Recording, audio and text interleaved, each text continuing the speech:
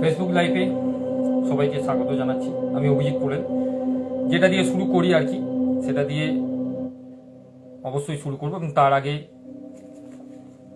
আমার ভারত অমর ভারত থেকে, এই আমার ভারত অমর ভারত থেকে কেন আমি শুরু করছি বা কেন শুরু করার বিষয়বস্তুটা, সেটা তো এতদিনে আপনাদের কাছে ক্লিয়ার হয়ে গেছে। বিবেকানন্দ বলছেন এক জায়গায়, আমার মতে মনের একাগ্রতা সাধনই শিক্ষার প্রাণ, শুধু তথ্য সংগ্রহ করা নয়।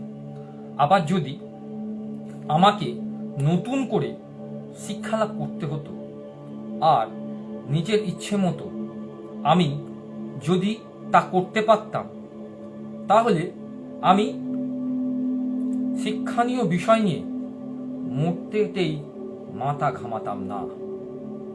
আমি আমার মনের একাগ্রতা ও নির্লিপ্তভাবে ক্ষমতাকেই ক্রমশ বাড়িয়ে তুলতাম। তারপর এইভাবে যে নিখুঁত যন্ত্রটি গড়ে উঠত, তার সাহায্যে খুশি মতো তথ্য সংগ্রহ করতে পারতাম। মনকে একাগ্র ও নিলুপ্ত করবার ক্ষমতা কিভাবে বাড়ানো যায়, এই দুই শিক্ষা শিশুদের একসঙ্গে দেওয়া উচিত। এটা বিবেকানন্দ বলে গেছে যে শিশুদের শিক্ষার মূল বিষয়টাই হচ্ছে একাগ্রতা এবং তাদের নিলুপ্ত করার যে ক্ষমতা। অর্থাৎ আমরা এই আমার ভারত অমর ভারতে যে শিক্ষা প্রণালীটা বিবেকানন্দ বলে গেছে, সেইটাকেই ভুলে গেছি।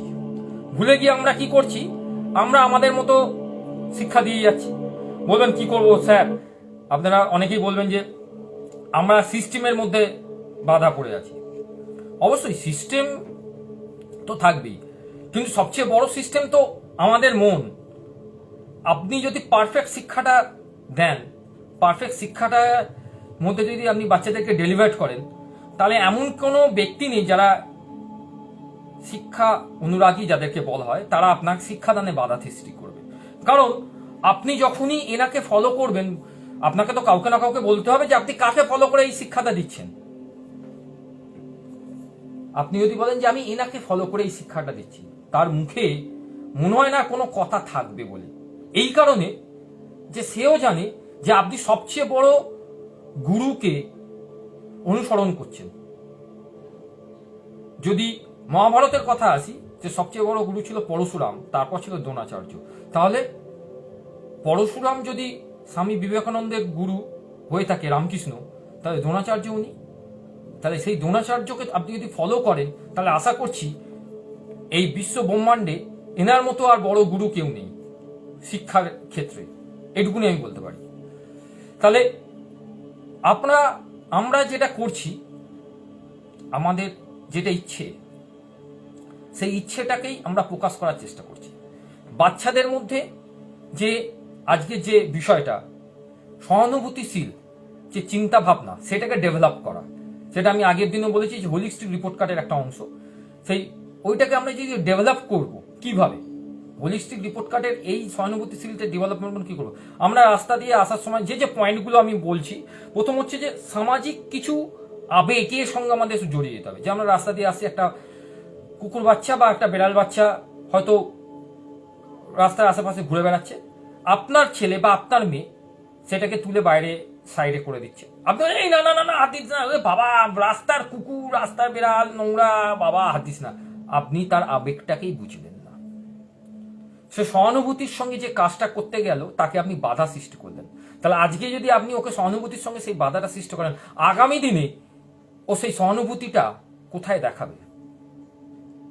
তাহলে সামাজিক এইটাকে ওপর আমাদের নজর দিতে হবে। হচ্ছে 1 নম্বর পয়েন্ট।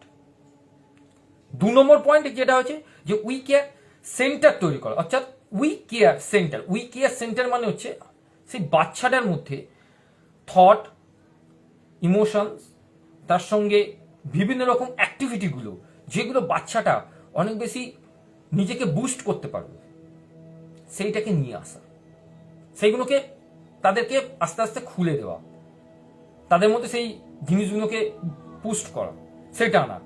তারপর সাদৃশ্যর উপর জোর দেওয়া। সাদৃশ্য বলতে 3 নম্বর পয়েন্টে সাদৃশ্য বলতে যেটা বোঝানো হয়, সাদৃশ্য বোঝে আচ্ছা আমরা কম্পেয়ার করি কিভাবে, এই ও ছেলেটা ভালো বা ওই মেয়েটা ভালো পড়াশোনা করছে তুই করছিস না, তুলনামূলক বা সাদৃশ্য, মানে খারাপটা বেশি বলছি, ভালোটাও তো বলতে হবে। ভালোটা কি, এই দেখ ওই ছেলেটা ওই মেয়েটা কি সুন্দর গাছ কি সুন্দর ও লালন পালন করে, সামনেই 5ই জুন আসছে বিশ্ব পরিবেশ দিবস, তাই গাছ নিয়েই বলছি যে কি সুন্দর গাছটাকে লালন পালন করছে। আচ্ছা তোকে আমি এরকম একটা গাছ কিনে দিই, তুই গাছটাকে কিন্তু এইভাবেই কিন্তু যত্ন নিস, অর্থাৎ যে যত্নশীল হবে। সাদৃশ্যটা কিন্তু এই জায়গা থেকে তার আসছে, যত্নশীল। যদি আমি এই যত্নশীলটাকে না আনতে পারি তাহলে আমাদের কিছুই আসতে পারবে না।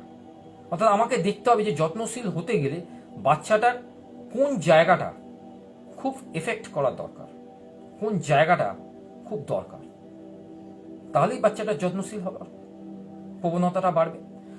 তারপরে আছে যে সহানুভূতিশীল যে আচরণ, যেটা আমি আগেই বলে দিয়েছিলাম, এবং একটি নিরাপদ পরিবেশ তৈরি করা। নিরাপদ পরিবেশ বলতে কি বোঝায়, এটা হচ্ছে খুব ইম্পর্টেন্ট। নিরাপদ পরিবেশ বলতে এখানে এটা বোঝায় যে নিরাপদটা হচ্ছে সেই কথা যেখানে আপনার বাচ্চা অনেক সেফ থাকবে। আপনারা বলবেন যে স্যার এখন তো যা অবস্থা তাতে সেফ নেই, সেটাও তো আমাদের জন্যই আমরা সেটাকে সেই জায়গায় নিয়ে গেছি, আমরা তো সেফ জায়গায় নিয়ে যাইনি, তো সেফ থাকবে কি করে? তাহলে আমাদেরকে সেই জায়গা থেকে নিরাপদ জায়গাটাকে তৈরি করতে হবে, সেই জায়গা সেফ আনার জন্য, এবং প্রতিটি পদক্ষেপকে সূক্ষ্মভাবে বিচার করতে হবে যে কিভাবে আমরা সেটাকে বিচারের জায়গায় নিয়ে যাই, বিচার ভাবে কিভাবে সেটাকে করতে পারি সেটার দিকে দেখতে হবে। স্কুল স্যার সেফ জায়গা, অবশ্যই স্কুল অবশ্যই সেফ জায়গা, কিন্তু স্কুলেও কিছু কিছু ব্যাপার থাকে যে এগুলো হয়তো সেফ নাও মনে হতে পারে। সেই জায়গাগুলো কি কি ব্যাপার থাকতে হয়তো আপনারা ভাবছেন স্কুলে গেলেই মারপিট করবে, এইটার দিক থেকে হয়তো আপনাদের মনে একটা কোনো একটা জায়গায় ব্যালেন্সের ডিসব্যালেন্স হচ্ছে, সেটা পরের বিষয়, সেটা আলোচ্য বিষয়, সেটা স্কুল কর্তৃপক্ষের সঙ্গে আপনাদের পার্থক্য না হলেই আরো ব্যাপারটা ক্লিয়ার থাকে। তারপর হচ্ছে যে গল্পগুলো বলা, গল্প হচ্ছে বিশেষ একটা সহানুভূতিশীল হওয়ার বাচ্চাদের মধ্যে একটা ডেভেলপমেন্ট স্কিলকে কাজ করবে। গল্প বলতে কি বোঝানো, আমরা এখানে ভারতের গল্প বলতে পারি, আপনি হয়তো ইতিহাসকে নাও পড়েছেন, আমি দরকার নেই, ভারতের গল্প মানে ভারতের স্বাধীনতার গল্প তো বলতেই পারি, যে ভারত কিভাবে স্বাধীন হয়েছে, ভারতের স্বাধীনতার লাভের গল্পগুলো বলতে পারি, যে এমন কিছু বিপ্লবীর নাম বলতে পারি যারা ভারতকে স্বাধীনতা করার জন্য প্রাণপণ চেষ্টা করেছেন, মারাও গেছেন। তাদের বিভিন্ন অ্যাক্টিভিটিগুলো আমরা বলতে পারি, বিভিন্ন অ্যাক্টিভিটিগুলোর সঙ্গে তাদের রিলেটেড করতে পারি। আমাদের এখানের থেকে বেশি দূর নয় বিভিন্ন জায়গাগুলো, যেমন কুন্নগর এর যেটা অবনীন্দ্রনাথ ঠাকুরের বাড়ি আছে সেটা বেশি দূর নয়, পোর্ট উইলিয়াম এখান থেকে বেশি দূর নয়, কলকাতার এমন এমন কিছু কিছু জায়গা আছে সেগুলো বেশি দূর নয়, পুরনো রাইটার্স বিল্ডিং বেশি দূর নয়, যে পুরনো রাইটার্স বিল্ডিং বিনয় বাদল থেকে যেটা অ্যাটাক করেছে। অর্থাৎ ছোট ছোট ঘটনাগুলোকে আমাদের সঙ্গে অ্যাটাচ করে তাকে বাচ্চাকে একটা নতুন জায়গা তৈরি করে দেওয়া, সেইগুলো যদি আমরা করতে পারি তাহলে আমাদের বাচ্চাটার মধ্যে অনেক বেশি সহানুভূতিশীল যে ডেভেলপমেন্ট স্কিলটা সেটা কিন্তু অনেক বেটার হবে। এবং তার সঙ্গে আমরা আর একটা জিনিস করি যেটা সেটা হচ্ছে নেগেটিভ যে ইমোশনসগুলো আছে সেই নেগেটিভ ইমোশনসগুলোকে আমাদেরকে সরিয়ে ফেলতে হবে। সেই নেগেটিভ ইমোশনসগুলোকে আমরা কিভাবে সরিয়ে ফেলবো বা নেগেটিভ ইমোশনসগুলোকে আমরা কিভাবে হিল করবো তার তো আমি অনেক বারবারই বিভিন্ন ভিডিওতে বলি, তাও বারবার বলতে ইচ্ছে করে যে আমরা বাচ্চাদেরকে নেগেটিভ যে কথাবার্তাগুলো সেইগুলো থেকে যদি আমরা সরিয়ে আনতে পারি তাহলে অনেক বেটার হয়। এবং আমরা অবশ্যই স্কুলের টিচারদের তো একটা ভূমিকা আছে, স্কুলের টিচার বলুন বাড়ির টিচার বলুন, টিচার মানেই তাদের কাছে একটা ভূমিকা থাকবে, টিচার মানেই তাদের কাছে একটা অ্যাপ্রোচ থাকবে, কিন্তু আমরা সেই জায়গা থেকে খুব একটা কি দায়িত্ব নিয়ে কাজ করি না, হয়তো কিছু টিচার করে কিছু টিচার করে না, সবাইকে আমি একসঙ্গে ধরছি না। আমি তো এই জন্যই এনাকে এনেছি আপনাদের সামনে, বিবেকানন্দকে, যেন ইনি যে কথাটা বলে গেছেন, ইনি বলে গেছেন যে তুমি তোমার নিজের ওন শ্যাডোর উপর বিশ্বাস করো। আমি আমার ওন শ্যাডোর উপর বিশ্বাস করছি, কে কি করছে তার উপর ডিপেন্ড করছি না। কিন্তু এইটুকুনি বলতে পারি আপনাদেরকে যে একটা সিস্টেমটা যদি বেটার করতে হয় তাহলে সিস্টেমে কিছু কিছু মানুষকে বেটার হতে হবে। যদি স্কুলের টিচারদের কথাই বলি বা স্কুলের টিচারদের নিয়েই আমি কথা বলছি এই কারণে যে আপনাদের মধ্যেও একটা হীনমন্যতা থাকে, আমাদের মধ্যেও একটা হীনমন্যতা থাকে। আমরা ম্যাক্সিমাম সময় আমরা চেষ্টা করলে 100 কেন 100,000 দিতে পারি একটা বাচ্চার ক্ষেত্রে, যে বাচ্চার ডেভেলপমেন্ট স্কিলের ক্ষেত্রে।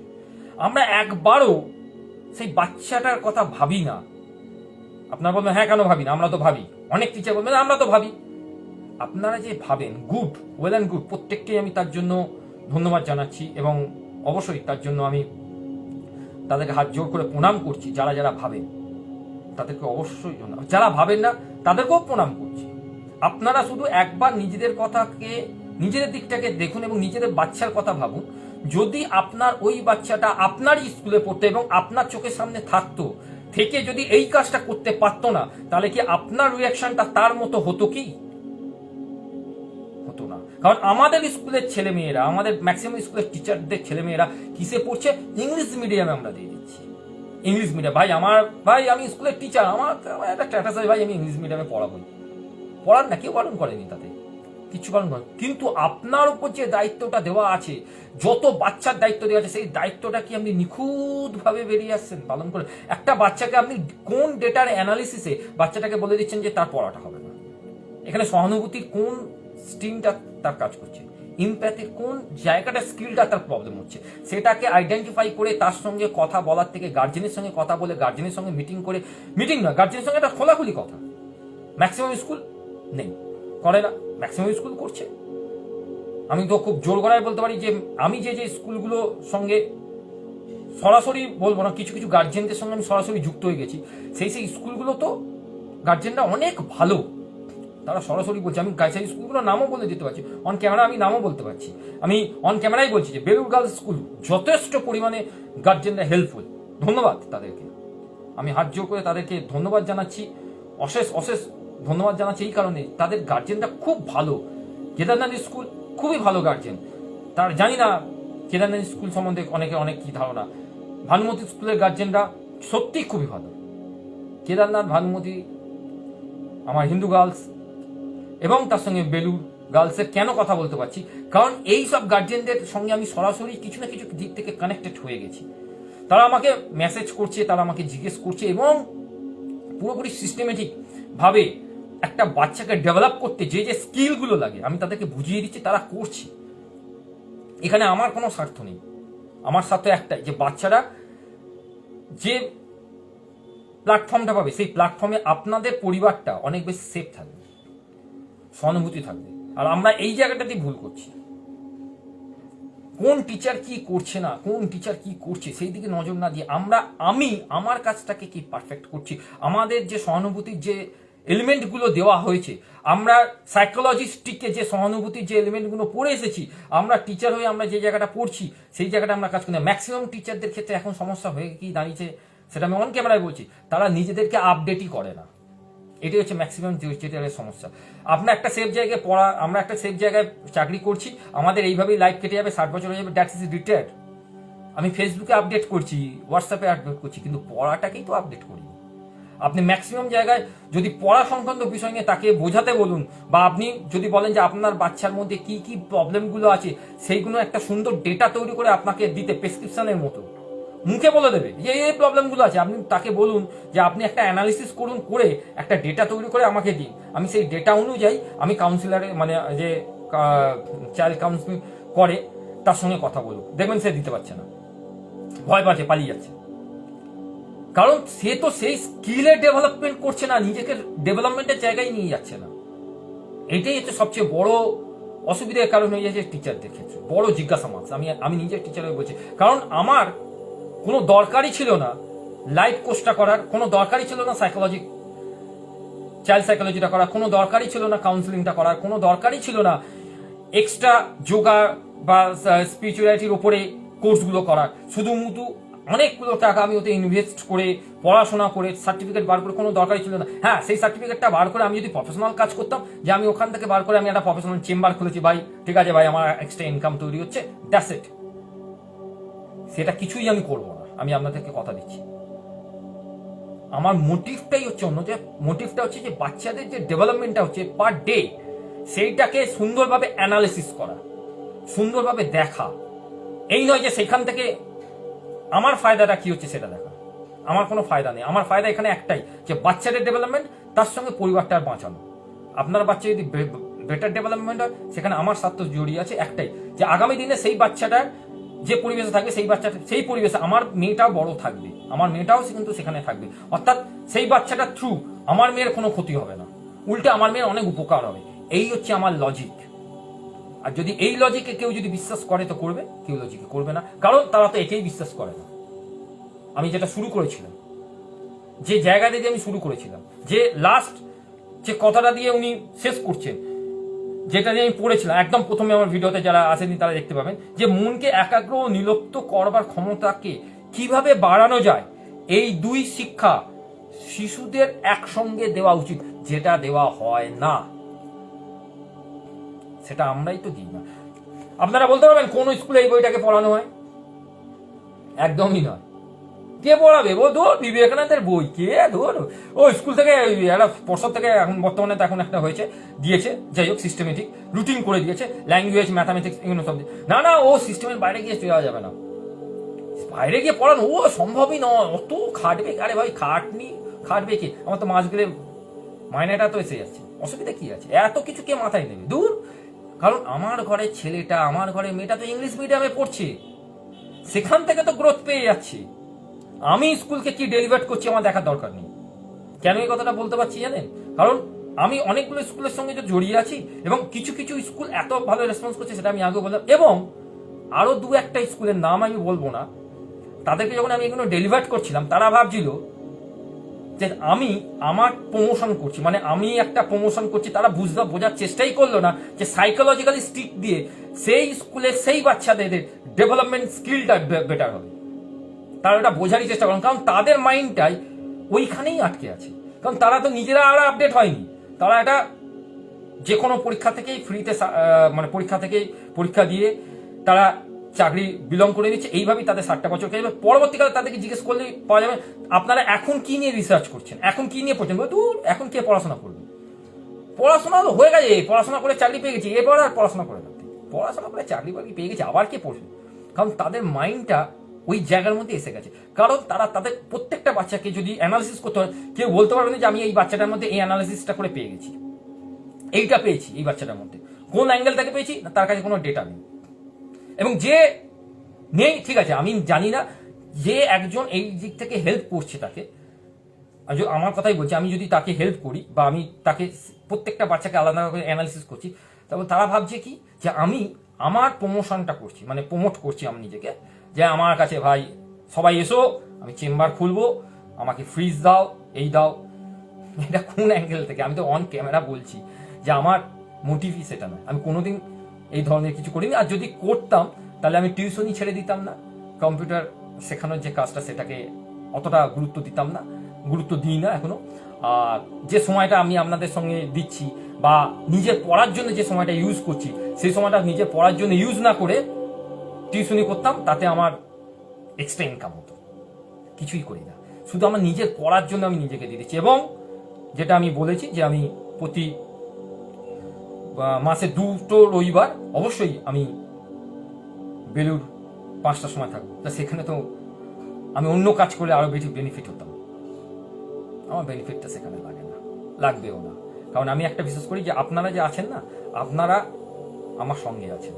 আপনাদের আশীর্বাদ বলবো না, আপনাদের সহযোগিতা বলবো। এবং আশীর্বাদ বলতে আমার মানে প্রত্যেকের মধ্যে একটা পজিটিভ এনার্জি গ্রোথ করে। আশীর্বাদই বলি বা পজিটিভ এনার্জি বলি, সেটা আপনি আমি মধ্যে ট্রান্সফর্ম হচ্ছে। অর্থাৎ সেইটা কখনোই ভুল হতে পারে না, কখনোই ভুল হতে পারে না। কারণ আমি যে বইগুলো নিয়ে স্টাডি করেছি, বা এখনো পর্যন্ত যে বইগুলো নিয়ে আমি স্টাডি করছি, যাদেরকে নিয়ে স্টাডি করছি, তারা বারবারই একটা জিনিসকে বলে গেছে, কয়েকজন তার মধ্যে, যে তুমি তোমার জ্ঞানকে একটা জায়গার মধ্যে সীমিত না রেখে ছড়িয়ে দেওয়ার চেষ্টা করো। এবং সেই জ্ঞান যদি শিশু কল্যাণমূলক হয়, তাহলে তার তো আর কথাই নেই।